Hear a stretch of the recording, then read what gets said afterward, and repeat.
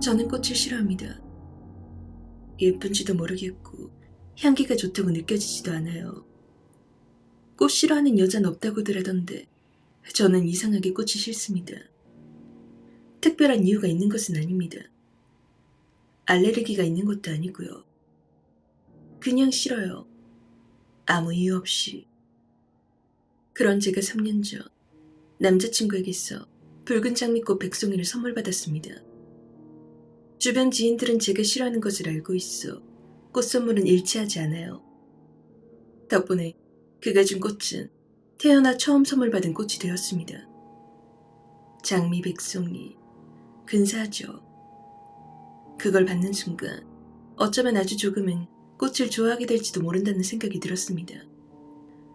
말로 설명하기엔 애매한 그런 좋은 기분이 있더라고요. 하지만 꽃은 언젠가 시들기 마련이잖아요. 저는 아쉬운 마음에 드라이 플라워를 한번 만들어 보기로 했습니다. 망사로 예쁘게 포장된 장미를 침대 옆 벽에 거꾸로 매달아 두었습니다. 시간이 지나면 지날수록 장미 꽃잎은 바싹 말랐고 검게 변해갔습니다. 아마 그때부터였던 것 같습니다. 제게 자꾸만 이상한 일이 생기기 시작했습니다. 뭔진 모르겠지만 마음이 불안하고 초조해졌습니다. 대체 뭘 어떻게 해야 할지도 모르면서 방 안을 이리저리 돌아다녔죠. 가만히 앉아있을 수가 없었습니다. 그냥 잠깐이라도 멈추며 알 수 없는 공포감에 시달려야 했습니다. 잘 꾸지 않던 꿈도 꾸었습니다. 꿈을 꾸었다는 것은 인지가 되는데 내용은 기억나지 않아요. 그저 무섭기만 할 뿐. 어느 하루는 집에서 음악을 들으며 점심을 챙겨 먹고 있었습니다. 그런데 갑자기 뚝 하고 부자연스럽게 음악이 끊어졌어요. CD 자체에 문제가 생긴 줄 알고 오디오 기기를 살펴보았습니다. 전원이 꺼져 있더군요. 코드가 뽑혔나 싶어 손을 넣어 더듬거려 보았습니다. 코드는 그대로 꽂혀 있었습니다. 그렇다고 정전이 된 것도 아니었고요. 코드를 다시 뽑았다가 꽂으니 음악은 그대로 이어져 흘렀습니다. 처음에는 크게 신경 쓰지 않았습니다. 전자기기에 의뢰 그럴 수 있으니까요. 하지만 이후 그런 현상이 반복되었습니다. 계속 똑같은 상황이 일어나니 이 또한 슬슬 무서워지기 시작했습니다. 가족들은 아무런 문제도 없는데 왜 그러느냐고 합니다. 그게 문제거든요. 누군가와 같이 있을 때는 하루 종일 아무 이상이 없다가도 저 혼자만 집에 남으면 음악이 뚝뚝 끊겨버린다는 거예요. 고작 이거 하나뿐이라면 말도 안 했겠죠. 저희 집 현관에는 모형새가 한 마리 달려 있습니다. 현관에 센서등이 켜지며 그 빛을 받아 호로롱하고 세 번 오는 그런 알람 인형입니다. 비가 억수같이 쏟아지던 어느 날 제 방에 앉아있는데 현관에서 새소리가 나더라고요. 외출하셨던 어머니가 돌아오신 줄 알고 나가보았는데 그곳에는 아무도 없었습니다. 닫힌 현관문 앞 센서등은 켜져 있고 새는 울고 있었습니다. 한순간 몰려오는 공포감은 사람을 무력하게 만들더군요. 벌벌 떨고만 있는 제 자신이 너무나 답답하고 짜증이 났습니다. 그래도 할 수 있는 건 해야겠죠. 저는 현관의 모형새를 떼어내었고 혼자 있을 때면 오디오도 켜지 않았습니다. 하지만 문득 느껴지는 초조함과 불안감은 사라지지 않았습니다. 그러다 드디어 이 답답한 상황을 어머니에게 전달할 기회가 생겼습니다. 어머니와 시장에 다녀오던 길이었습니다. 마침 횡단보도 신호가 초록색으로 바뀌어 저는 계속 걸어나갔습니다.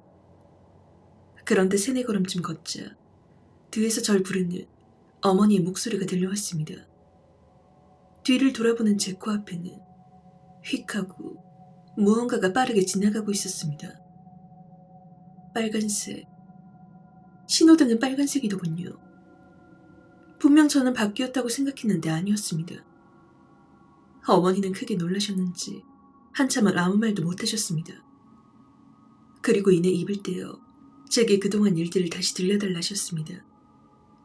저는 꿈 이야기부터 시작해서 모형새까지 모든 것을 다 말씀드렸습니다.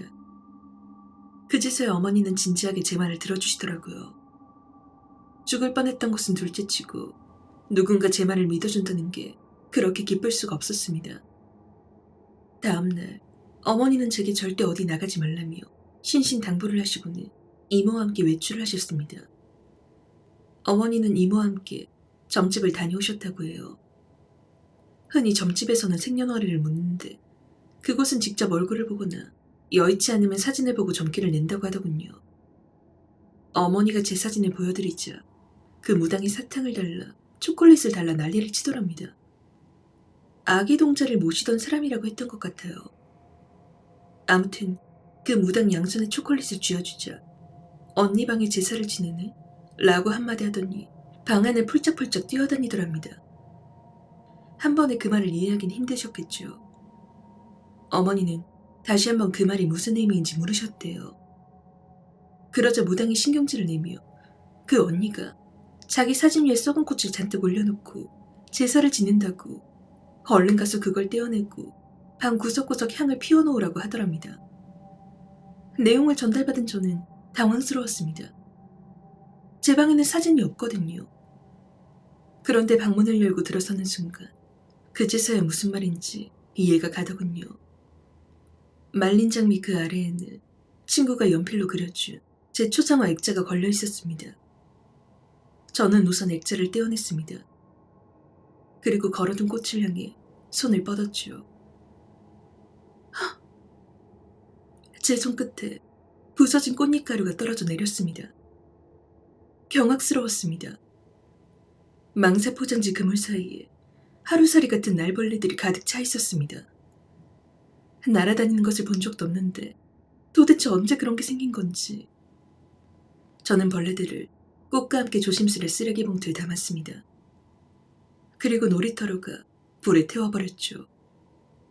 물론 방의 향도 피워두었습니다. 그 뒤로 저는 급격히 안정은 되찾았습니다만 지금 다시 생각해도 아찔합니다. 꽃을 그대로 놔두었다면 제게 큰일이 생겼을까요? 남자친구에게는 아무 말도 하지 못했지만 저는 그 일 이후 한층 더 꽃을 싫어하게 되었습니다.